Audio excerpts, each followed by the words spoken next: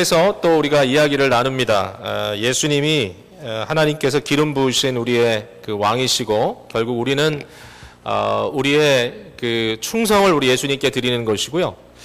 결국 우리가 예배한다는 것은 우리가 주일마다 이렇게 반복해서 똑같은 걸 왜 이렇게 자꾸 반복해서 하나 그렇게 생각하는 분도 계실지 모르겠는데 이것이 하나님의 뜻이고 하나님께서 정하신 대로 우리가 일주일에 한번 정한 시간에 특별히 주일 아침에 함께 모여서 예수님이 우리의 왕입니다 라고 그에게 우리의 경배를 드리며 인정하는 그러한 시간이죠. 예수님에 대해서 우리가 다시 한번 생각하고 말씀을 나누는 것은 너무 당연하다고 생각합니다. 오늘 본문에 나오는 말 중에 예수님에 대해서 좀 재미있다고 느껴지는 구절이 하나 있는데요. 그게 15절에 나오는 이야기입니다. 대제사장들과 서기관들이 예수께서 하시는 이상한 일을 봤다라고 말합니다. 예수께서 하시는 이상한 일, 그것을 보고 그들이 아주 분노했다라고 이렇게 기록되어 있습니다. 예수님의 사역 그 당시에 예수님을 좀 어렵게 했던 그 대상들이 있었는데요. 여러분이 잘 아시는 대로 바리새인이라고 하는 한 그룹이 있었습니다. 바리새인을 대표로 하는 그룹이겠죠. 이분들은 하나님의 율법을 손에 쥐고 이 율법과 그 율법으로부터 자기 나름대로 시대를 거쳐 형성한 전통을 가지고 이 칼을 쥐고 예수님을 어렵게 했던 그런 사람들인데요.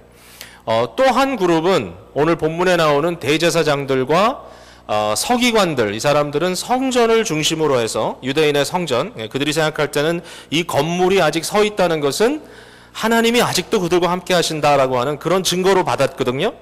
그러니까 이러한 건물을 중심으로, 성전을 중심으로 저들의 권한을 가지고 결국은 오늘 본문에서 본 것처럼 예수님을 대적했던 이러한 사람들입니다. 좀 아쉽죠. 왜냐하면 말씀이신 그분께서 육신을 입고 오셨는데 감히 어디 하나님의 말씀을 가지고 예수님을 비판하겠으며, 성전 자체이신 예수님께서 이 땅에 오셨는데 어디 성전을 지킨다는 명목으로 예수님을 곤란하게 하겠느냐. 그러나 그러한 아이러니가 본문 속에 또 성경 속에 나오고 있는 것이죠. 오늘 본문에 이 대제사장들과 서기관들이 예수님께서 하시는 일을 보고 이상하다고 생각했다라고 이렇게 기록되어 있습니다. 여기 이상하다라는 말, 이상한 일이다라고 하는 이 이상하다는 표현은 사실은 우리가 딱 느끼는 그런 거하고는 좀 의미가 다르다고 생각해 봅니다. 이 원어에 나오는 말의 의미는 믿어지지 않는다, 믿기 어려운 놀라운 일이다, 뭐 이런 뜻을 갖고 있어요. 제가 이렇게 성경에 쓰여진 이 말과 연결되어 있는 파생어들이 쓰여진 내용을 보니까 한 80% 정도는 긍정적인 의미로 쓰여져 있고, 그러니까 영어 성경에서는 이 부분을 예수께서 하시는 strange things 이렇게 번역하지 않고 예수님께서 하시는 wonderful things 이렇게 번역을 했어요. 그와 마찬가지로 아주 wonderful하고 우리가 일상적으로 잘 쓰는 말 있죠. amazing하다. 이제 이런 의미에서 믿어지지 않을 만큼 놀랍다. 근데 그것이 아주 참 이렇게 멋있다. 막 이런 의미로 이렇게 쓰여질 수 있고요.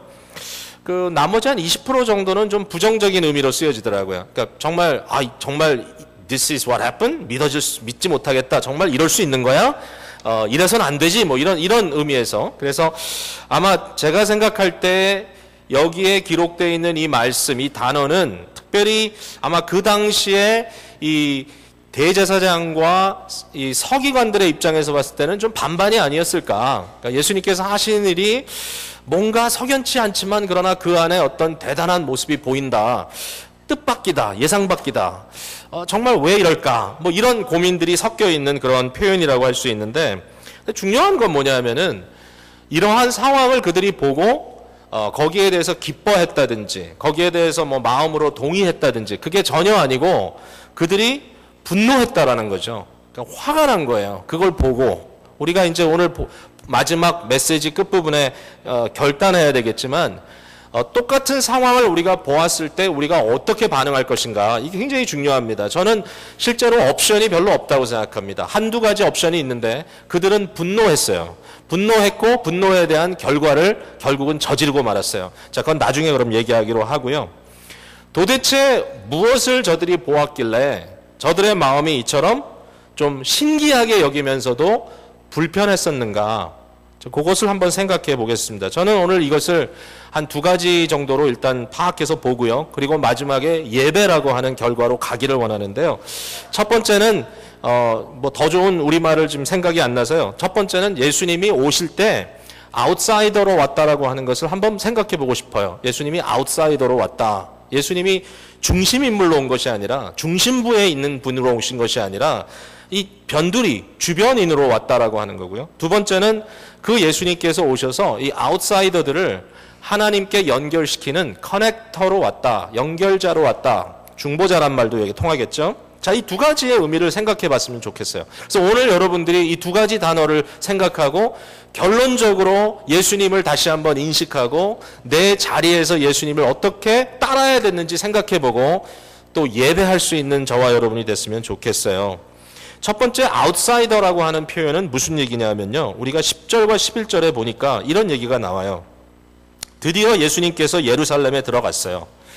근데 온 성이 소동했다 그랬어요. 당시 예루살렘은 유대인들의 경험의 중심부였습니다. 그들의 종교적인 수도였고 정치적인 수도였고 모든 것에 예루살렘이었어요. 오늘날로 얘기하면 사실 미국은 수도의 개념이 좀 분산돼 있죠. 정치 수도, 경제 수도, 뭐 역사의 수도 다 좀 다르잖아요. 한국 같은 경우는 서울 그러면 에브리띵이잖아요. 마치 그와 같이 예루살렘 그러면 유대인들에게는 최상의 경험이거든요. 예수님이 예루살렘에 들어갔어요. 온 성이 소동합니다. 뭐 과장법인지 실제적인지 잘 모르지만 성이 그 당시에 한 뭐 10만에서 20만 정도가 그 자리에 있었다고 하는데 도대체 몇 명 정도가 무리를 지어서 예수님을 쫓아다녔는지 모르겠지만 그들이 지금 뭐 좀 일이 터졌습니다. 선지자가 없던 시대예요. 몇백 년 선지자를 만나지 못했어요. 하나님으로부터 왔다는 사람, 그리고 그의 말씀과 그것을 증명할 만한 이적과 기사가 벌어졌던 사람이 별로 없었는데 예수님이라는 분이 오셨는데 그가 그런 일을 행하시는 거예요. 굉장히 흥분하고 있어요. 근데 이런 질문합니다. Who is he? 그가 누구냐? 거기에 대해서 무리가, 즉 서로 화답하면서 답할 때 무슨 답을 얘기하냐면 갈릴리 나사렛에서 나온 선지자 예수라, 이렇게 예수님을 표현하고 있습니다. 자, 이 말 자체가 그렇게 신빙성이 주어지는 말이 아닌 거예요. 그 당시 입장으로 봤을 때. 왜냐하면 선지자라고는 이야기를 하지만 예수님이 나오신 그 오리진, 그 근원지를 갈릴리 지방의 나사렛 동네라고 이렇게 설명을 하는 겁니다. 뭐 여러분 이미 잘 아는 얘기죠. 유대의 경험을 보면 예루살렘이라는 도성이 중심이고요. 예루살렘을 싸고 있는 유대라고 하는 지방이 있습니다. 유대는 워낙 당시에 저들의 정통적인 어떤 혈통을 이야기하자면 다윗가인데요. 다윗의 지파가 유다 지파고 결국 남왕국 다윗 백성들이 다시 포로되었다가 회복한 것이 유대거든요. 그러니까 결국은 그 지역에 대한 어떤 중심적인 사고가 있는 거죠. 자, 그런데 유대를 떠나 북쪽으로 가면 사마리아가 나옵니다. 여러분 사마리아에 대해서는 다 알죠. 사마리아라고 하는 혼합된 지역을 뛰어넘어 가야 그 위에 갈릴리가 나와요. 갈릴리는 갈릴리 호수를 중심으로 이렇게 옆으로 쭉 퍼져 있는 곳인데 농사도 짓고 고기도 잡는 그러한 마을인데요. 이 지역인데 갈릴리는 뭐 일단 예루살렘으로부터 떨어져 있으니까 소외된 지역입니다. 그리고 그것은 낙후된 지역입니다. 그것은 경제적으로나 종교적으로나 정치적으로 좀 혼탁한 지역인 거죠. 그러니까 거기에서도 나사렛이라고 하는 작은 보잘것없는 마을에서 선지자가 나왔다고 하는 것을 저희들이 쉽게 받아들이지 못하는 거예요. 너무 잘 아는 에피소드가 있죠. 요한복음에 빌립이 예수님을 만난 후에 예수님이 그리스도라고 하는 것을 그가 마음에 확신하고 자기 친구 나다나엘을 찾아가서 얘기합니다. 나다나엘아, 내가 메시아를 만났다. 그랬더니 그가 누구냐? 여기에 대해서 나사렛 사람 예수다라고 한마디 했을 때 나다나엘이 그러잖아요. 나사렛에서 무슨 선한 것이 나올 수 있느냐? 그 당시 사람들의 이 생각이었어요. 자, 우리식으로 한번 생각해 봅시다. 예수님이라는 분이 시골 분이 한 분 올라오셨어요. 서울에. 당나귀를 타고 오셨습니다. 그리고 시골 사람을 잔뜩 데리고 왔습니다. 영 촌스러워요. 영 이상해. 근데 이분이 왔는데 뭐 선지자니 뭐니 하는데 우리 교회 좀 부흥회를 왔는데 영 이상한 거예요. 자, 예수님의 입에서 어떤 말이 나왔겠는가? 이게 조금 상상력이 필요한데요. 우리 생각에는 예수님은 TV에 나오는 앵커처럼 아주 유창한 아주 표준어를 썼을 것 같은데 당시에 아마도 예수님은 갈릴리 사투리를 썼을 가능성이 많아요. 만약에 예수님이 딱 왔는데 멋있게 딱 와서 당나귀를 타고 이렇게 딱 왔는데 딱 내리셔서 당신은 뭐 합니까? 그랬더니 나 왔단께 뭐 이러면서 말을 갑자기 사투리로 딱 바꿔서 이렇게 얘기를 듣는다면 우리가 어떻게 당황하죠? 당혹스러운 거죠. 아니 이거는 상상을 했던 상황이 아닌 건데 예수님의 모습이 마치 이와 같은 모습으로 예루살렘에 임했다는 거죠. 이건 좀 상당히 상상력이 필요한데 그러나 그걸 한번 생각해 보면 아 이게 좀 쉬운 경험은 아니겠구나. 이것을 우리가 느낄 수가 있어요. 예수님은 아웃사이더로 왔어요. 이게 하나님의 섭리였어요. 하늘 보좌를 놓으시고 이 땅에 오신 예수님께서 예루살렘의 궁궐에서 태어나도 사실은 그것도 모자른데 갈릴리에서 그것도 나사렛이라고 하는 동네에서 예수님 자라나시고 결국은 갈릴리 사람들을 끌고 먼 여행을 떠나서 예루살렘에 도착해서 거기에서 내가 여기 죽으러 왔다. 이게 상당히 어려운 그러한 포뮬라인 게 분명하지 않겠습니까? 저희들은 주변인의 이 이슈에 대해서 잘 알고 있는 사람들입니다. 이민자들이 대부분이시잖아요. 우리는 오랜 시간 이민 생활하면서 주변인처럼 살아가는 것이 어떤 건지 좀 알죠. 낙후된 지역에서 비즈니스를 하기도 하고 우리의 삶의 대상자들이 그렇게 뭐 대단한 사람들이 아니고 또 혹시라도 대단한 사람들과 함께 일을 한다고 할지라도 우리 스스로 느끼는 일종의 아웃사이더 멘탈리티가 있죠. 뭔가 중간에 끼어들 수 없을 것 같은 그러한 불안감. 여러분 그런 면에서는 예수님께서 아웃사이더로 오셨다는 게 이민자들에게 굉장한 위로가 돼요. 어떤 분들은 그래서 이민 신학이라는 것까지 만들었어요. 그 이민 신학의 핵심은 주변인이 되는 거예요. marginalization. 예수님이 그렇게 오셨다. 자, 그런데 인간의 죄악은요, 우리 스스로 주변인이라고 이야기하면서도 그것의 의미를 부각시키려고 하면서도 우리의 작은 포켓을 만들어 놓고 그 안에서 우리는 여전히 왕이 되고 싶어 합니다. 우리는 항상 중심인물이 되고 싶어 하는 그러한 의지를 갖고 있는 것 같아요. 우리가 아웃사이더요, 우리가 밖에 서 있다고 하는 것에 대해서 뭔가 마음에 불안감 갖고 있어요. 어떻게 하면 우리가 아메리칸 주림을 이루고 또는 그것이 어렵다 할지라도 적어도 나의 작은 솔커 안에서라도 내가 여기서 좀 왕초 노릇을 할 수 있을까? 그런 고민들을 다 갖고 있는 거죠. 자, 이것을 만약에 우리가 복음 안에서 해결할 수 있다면 엄청난 파워가 거기서 나올 거라고 저는 생각합니다. 예수님께서 이런 얘기를 하셨습니다. 너희가 잔치집에 가거든 높은 자리에 올라가지 말고 낮은 자리에 가라. 이것은 예수님께서 말씀하신 하나의 처세술이 아닙니다. 대부분의 사람들은 그 결과를 생각하죠. 봐, 우리가 높은 자리에 앉아있으면 결국은 나보다 더 높은 사람이 오면 내가 밀려날 거야. 부끄럽잖아. 창피하잖아. 그거 뭐야? 도리어 나보다 좀 더 낮은 자리. 그러니까 스스로 계산하는 거죠. 맨 밑자리에 있으면 사람들이 알아서 높여줄 거야. 중간이라도 가지. 여러분, 예수님이 그 말씀하셨다고 생각하십니까? 저는 그렇게 생각하지 않아요. 그건 물론 지혜의 이슈기도 하지만 예수님은 궁극적으로 사람의 심판에 대해서 두려워하지 않으셨어요. 예수님의 궁극적인 포인트는 심판자 대신 하나님에 대한 이야기거든요. 하나님이 심판하실 거다. 그가 심판하실 거니까 네 스스로 너의 어떠한 자리에서 뭔가 자신이 우쭐거리고 드러나는 것으로 자기를 확인하려고 너무 애쓰지 마라. 그것은 복음에서부터 너희를 자유롭게 하지 못하는, 복음 안에서 자유롭게 하지 못하는 죄의 습관이다라고 말씀을 하시는 것입니다. 여러분, 저희가 구분해야 될 아이디어가 있다고 생각하는데요.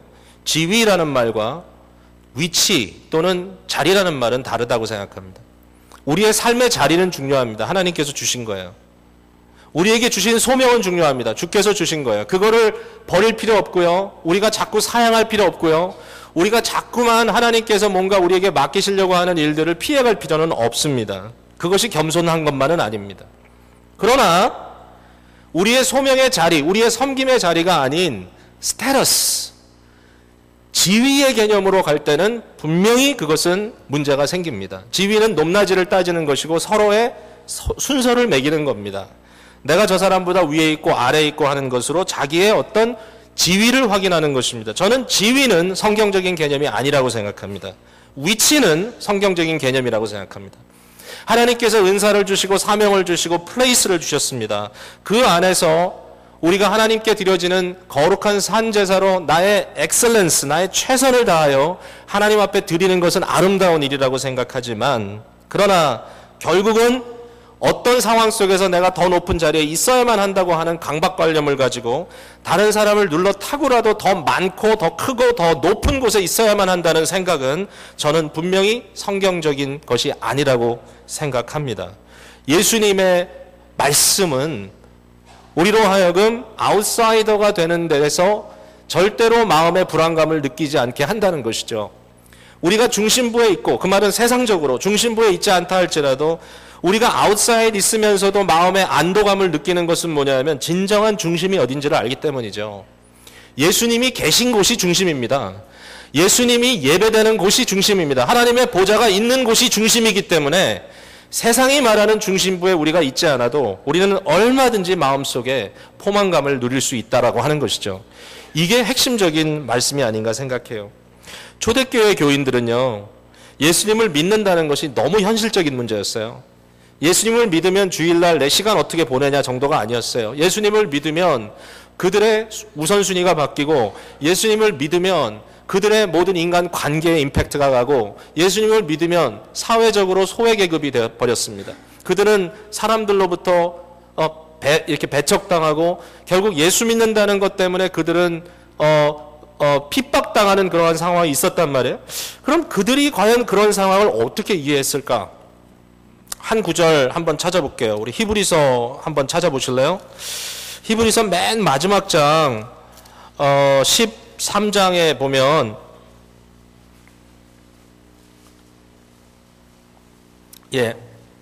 13장 12절 13절 말씀을 잠깐 보죠. 마이크를 조금만 올려주시겠어요? 아니면 앞에 모니터를? 제가 좀 소리를 너무 지르네요. 우리 마태복음, 죄송합니다. 히브리서 13장 12절과 13절을 한 목소리로 읽어볼게요. 시작. 그러므로 예수도 자기 피로써 백성을 거룩하게 하려고 성문 밖에서 고난을 받으셨느니라. 그런즉 우리도 그의 치욕을 짊어지고 영문 밖으로 그에게 나아가자. 너무 재밌는 초대교회 성도들의 고백이에요.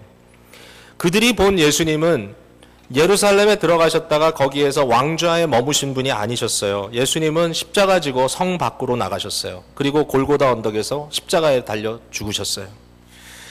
예수님이 지금 어디 계시냐라는 질문을 합니다. 그들은. 예수님이 어디 계시냐? 예수님이 로마에 계시냐?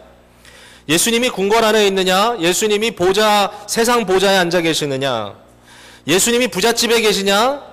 예수님이 도대체 어디에 계시냐? 그는 가장 영향력 있고 가장 많은 사람들을 아우리시는 구주임에도 불구하고 예수님을 만나려고 하면 성문 밖으로 나가야 된다라고 그들은 생각했던 거죠. 13절에 그런즉 우리도 그의 치욕을 짊어지고 영문 밖으로 그에게 나아가자. 여러분, 이 말이 아무 생각 없이 읽으면 아무 말도 아닌 것 같지만 초대교회 성도들의 그 애절한 마음, 그들의 삶의 현실로 이 말씀을 읽으면 이 말씀이 얼마나 힘들고 어려운 말씀입니까? 예수님 때문에 자기의 삶의 자리를 잃어버리고 자기의 재산을 몰수당하고 자기의 자녀들의 미래가 불확실해지는 그런 상황 속에서 그들은 우리도 예수님의 쉐임을 짊어지고 영문 밖으로 나가자. 왜? 거기는 그가 계시기 때문에. 이러한 아웃사이더로서 서 계시는 예수님의 모습, 오늘 본문 속에 좀 특이한 일이라고 생각합니다.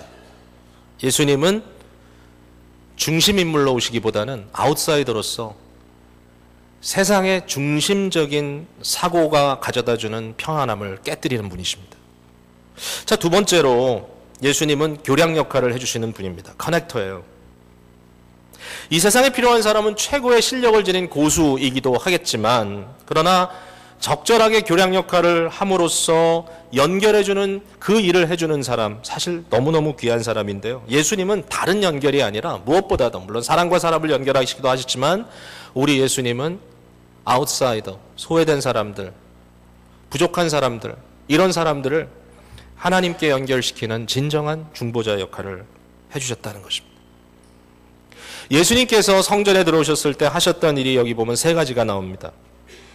이 세 가지를 다 축소해서 하나의 의미로 이야기해보면 결국은 당시에 자기의 능력이나 자기의 방법대로 하나님께 나아가기에 어려움이 있었던 사람들을 하나님과 연결시켜주는 일을 하시는 겁니다. 첫 번째는 성전에서 이런 모습을 봅니다. 장사꾼들이 성전 뜰을 차지하고 있습니다. 우리가 이 구절을 보면서 교회에서 바자회 하면 안 된다든지 교회에서 물건 파는 거는 잘못된 것이라든지 하는 해석을 하는 경우도 있는데 그거는 좀 더 상황에 따라 적절한 판단을 해야 될 것 같고요. 오늘 본문이 말하려고 하는 것은 교회에서 물건 파는 것이 문제라고 하는 것을 지적하는 것과는 좀 차원이 다릅니다. 여기에서 보여주는 것은 이방인들이 기도하는 자리였던 외뜰, 바깥뜰에 대한 문제를 다루고 있는 겁니다. 성전의 안뜰은 제사 드리는 곳이었습니다. 장사꾼들이 안뜰까지 들어온 건 아니라고 생각합니다. 그들은 아마 바깥뜰을 차지하고 있었습니다. 바깥뜰은 어디냐 하면요, 그것은 안뜰로 들어올 능력이 없는, 그거로부터는 완전히 격리되어 있는 그룹들이 있는 거죠. 그 중에 가장 대표적인 그룹이 바로 이방인들입니다. 유대인이 아니지만 그들은 로마 사람처럼 헬라 사람처럼 많은 신을 섬기는 사람들이 아니고요. 그들이 하나님에 대한 의식을 갖게 되고 그들 마음속에 유일신 하나님, 창조주 하나님에 대한 신앙이 생긴 겁니다. 그들은 이스라엘 사람들이 얘기하는 여호와 하나님에 대한 매력을 느끼고 있고 그 하나님을 찾아 예배하고 싶은 마음을 지닌 사람들, 이 사람들이 성전을 찾아옵니다. 놀랍게도 하나님께서는 그들을 위하여 자리를 예비해 주셨습니다. 그들이 성전 안뜰까지 들어오는 것은 나름 혼란이 조성되어 있을지 몰라도, 그러나 적어도 그들이 성전 외뜰까지 들어와서 그들이 하나님을 향하여 내가 왔습니다라고 하나님께 경배하고 예배하며 기도할 수 있는 자리를 허락해 준 거고요. 궁극적으로는 예수 그리스도의 그 마지막 다 이루었다라는 장면과 함께 지성소와 성소를 막고 있던 휘장까지 다 찢어지면서 이제는 모든 사람들이 그리스도와 함께 하나님의 가장 거룩한 보좌 앞까지 나올 수 있도록 만들어 주신 거잖아요. 이것이 바로 오늘 본문에 나오는 중요한 이슈인 거죠. 기도하러 나왔는데 기도할 수 없는 거예요.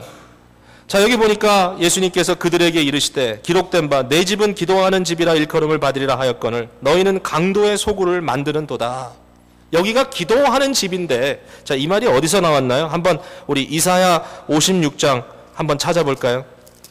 구약성경 이사야 56장, 성경을 찾아보면서 보겠습니다. 구약성경 1037페이지.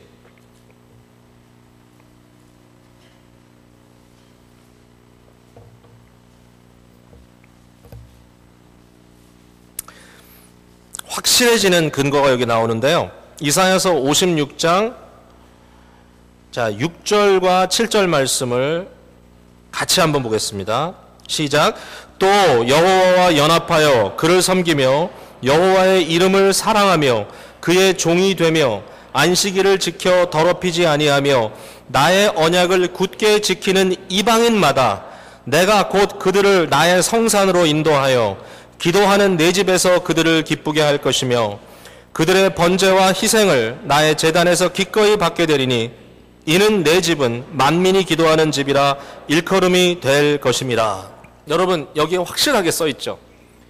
바로 예수님께서 언급하셨던 내 집은 만민의 기도하는 집이라라고 하는 그 말씀은 결국은 이방인들을 불러 그들이 하나님을 향하여 나올 때 하나님께서 그들을 기쁨으로 받아들이고 그들에게 기도하고 예배할 수 있는 자리를 주시겠다라고 얘기한 것이었잖아요. 바로 예수님은 그것을 가지고 오신 겁니다.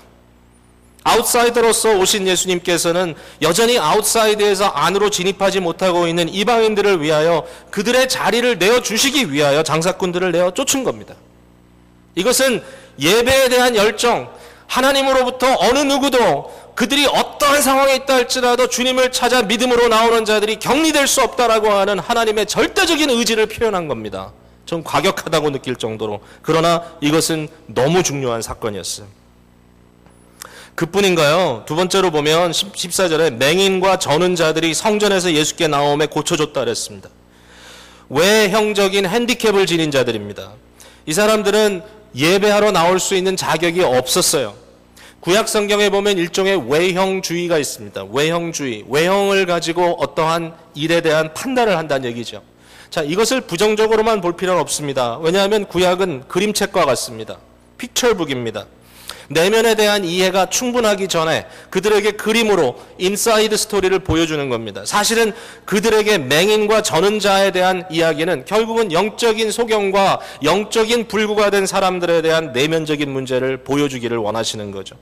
결과적으로 그러나 구약 성경도 하나님은 외모를 보지 않으시고 중심을 보신다는 것으로 초점 맞춰져 있는 거잖아요. 그러나 어쨌든 맹인들과 전원자들, 이러한 자들이 성전에서부터 격리되어 있었는데 예수님께서 그들을 고쳐주시며 그들을 하나님께 인도하시는 겁니다. 마치 똑같이 사도행전에서 오순절 사건 이후에 베드로와 요한이 성전으로 들어갈 때 미문 앞에 안진뱅이가 있었는데 그를 고쳤지요. 나사렛 예수의 이름으로. 바로 이분입니다. 나사렛 예수님. 나사렛 예수가 여전히 성령 안에 살아 역사하신다. 그러면서 안진뱅이를 일으켰을 때 그 안진뱅이가 한 일은 뭐죠? 성전 밖에만 있을 수밖에 없었던 안진뱅이가 성전 안으로 뛰어들어가서 뛰며 펄쩍펄쩍 뛰며 하나님을 찬양했다는 거 아닙니까? 하나님과의 예배가 회복되는 커넥터의 역할을 해준 거죠. 또 하나 있습니다. 어린아이들의 찬양입니다. 어린아이들은 뭔지 몰라도 좀 귀찮은 존재라고 생각했던 것 같습니다. 오늘날은 아이들의 인권 문제 많이 이야기하고 요새는 부모들이 아이들을 정말 신처럼 모시지만 그러나 그 당시에 아이들은 아이들이었던 것 같아요. 그들이 요란하게 하는 것 경건한 분위기에서 감당할 수 없었습니다. 그래서 그들이 오는 거 귀찮게 여기고 그들이 소리 지르면 무질서하다고 생각하고 그들이 나서면 이것은 불경하다고 생각했던 것 같아요. 그래서 대제사장과 서기관들이 저들의 찬양 소리를 듣고 예수님을 책망합니다. 예수님, 그게 들립니까? 이게 합당합니까? 여기에 대해서 예수님은 뭐라고 얘기하죠? 어린아이와 젖먹이들의 입에서 나오는 찬미를 하나님께서 온전하게 하셨다는 말을 네가 들어보지 못했느냐? 어린아이라 할지라도 순수하게 아무런 막힌담 없이 저들의 천진난만함으로 하나님 앞에 소리질러 찬양하는 그 모습이 비록 좀 산만해 보이고 비록 그것이 좀 귀찮게 여겨진다 할지라도 그들도 막을 수 없다. 예수님의 이와 같은 커넥터의 역할을 오늘 본문을 통해서 우리가 볼 수 있습니다.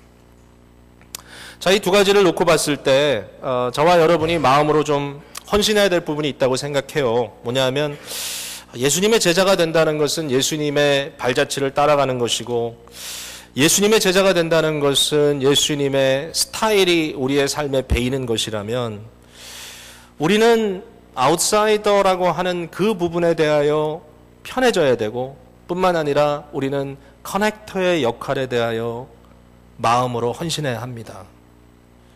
우리는 커넥터의 역할을 감당하고 있습니까? 아니면 뭔지 몰라도 내 식대로 내 판단대로 내가 좋아하고 내가 싫어하는 것을 가리며 옳고 그름 앞에 결국 나는 판단자의 역할을 하고 있습니까? 나는 사람들을 끊어지게 만드는 자입니까? 연결시키는 자입니까? 나는 하나님께 나아오는 사람들에게 걸림돌이 됩니까? 아니면 그들을 예수 그리스도의 이름으로 그리스도의 사랑으로 아버지께만 나가도록 해주는 통로가 되는 사람입니까? 이건 물론 예스 노로 답하기 어려운 문제죠. 그러나 이것이 하나님의 본질적 사역입니다. 우리를 향하여. 이 자리에 계신 어느 분도요, 나 지난 일주일 동안 너무 완벽하게 살았기 때문에 오늘은 누구도 나를 막을 자가 없어. 나 하나님 앞에 완전한 예배를 드릴 거야. 아주 자신만만하게 여기 와서 하나님께 아주 당당하게 큰 소리로 찬양하고 당당하게 말씀드리면서 아멘하고 이런 사람 없잖아요. 여기 정말 없잖아요. 있으면 안 되겠죠? 아마 이 자리에 있는 우리 모두는 마음속에 뭔가 한 가닥에 또는 두 가닥 아니 10가닥 1000가닥의 혐의를 스스로 갖고 있을지 모릅니다. 주님, 나는 부족합니다. 나는 소경과 저런발이 같습니다. 나는 어린아이 같습니다. 나는 이방인 같습니다. 그러나 저와 여러분을 하나님께 나아오는데 아무런 막힘이 없도록 장사꾼 쫓아내시고 여러분의 질병을 고쳐주시고 여러분의 마음을 새롭게 하시고 어린아이들 같은 우리들에게 상처 주려고 하는 세상의 권위자들 앞에서도 예수님이 도리어 큰 소리치면서 우리를 아버지께로 영접해 주시는 거 아닌가요? 이게 우리가 누리고 있는 은혜의 현실이 아닌가요? 이것이 예수님이라면 과연 우리는 어떻게 반응하며 살아야 될 것인가? 이 고민 좀 해보는 것이죠. 결론적으로 오늘 본문의 결과는 예배입니다. 예배. 결국은 예배로 부르시는 우리 주님. 과거에는 우리가 외인이었지만 또 세상의 중심부에 서는 것에 대하여 우리는 마음을 둘 수 없이 만들어져 있는 신앙인들이지만 사실 진정한 중심은 하나님의 보좌가 있는 곳이기에 그곳으로 우리를 이끄시며 어디에 있든지 예배의 자리로 이끌어 내어오시는 주님의 모습을 보게 되는 것입니다. 주님을 예배토록 하는 바로 하나님의 모습, 그리스도의 역사. 예수님 앞에 옵션이 없습니다. 별로 없어요. 자, 성전의 본질이 되시는 예수님이 왔는데 자기 식대로 성전을 지키겠다고 했던 대제사장들과 서기관들이나 안식일의 주인 되시는 예수님께서 오셨는데 자기 식대로 안식일을 지켜보려고 했다는 바리새인들이나 그들이 예수님 앞에 할 수 있는 옵션은 몇 개 없습니다. 정말 그분을 그분으로 인정하고 그 앞에 엎드리든지 아니면 그를 죽여버리는 겁니다. 아마도 너무 과격하다고 생각할지 몰라요. 그러나 오늘 본문에는 중간지대가 없습니다. 예수님께 엎드리든지 아니면 예수님을 죽입니다. 예수님을 외면하는 것도 그를 죽이는 것과 다름이 없습니다. 왜냐하면 예수님은 외면당하실 수 있는 분이 아니기 때문입니다. 예수님께 엎드리든지 그를 예배하든지 아니면 그를 죽이든지. 신앙인과 종교인의 차이가 여기 있다고 생각해요. 신앙인은 예수님 발 앞에 엎드리는 자이고 종교인은 자신의 종교적 의의를 스스로 신봉하고 있기 때문에 사실상 예수님은 죽여 바닥에 엎드려 쳐놓고 그 위에 자신이 서서 왕노릇하고 있다라고 하는 것이죠. 성경에 나오는 많은 종교인들, 아니 우리 스스로 성찰하지 않으면 우리도 너무나 쉽게 나의 삶 속에, 내가 하는 일 속에, 내가 생각하는 나의 구상 속에, 내가 사람들을 대하는 모든 나의 사고 속에 나의 의는 드러나지만 예수님의 의와 예수님의 절대적인 은혜와 그분의 절대적인 권한이 세워지지 아니하고 사실상 나는 예수님은 죽여, 예수님은 치워놓고 내 자신이 나의 의를 섬기고 있지는 않은가, 이 고민이죠. 주님의 보좌가 있는 그곳이 우리가 예배할 곳이고 우리의 예배를 받으시기에 합당하신 분이 우리 주님이십니다. 거기가 세상의 중심부입니다. 아니 온 우주의 중심부입니다.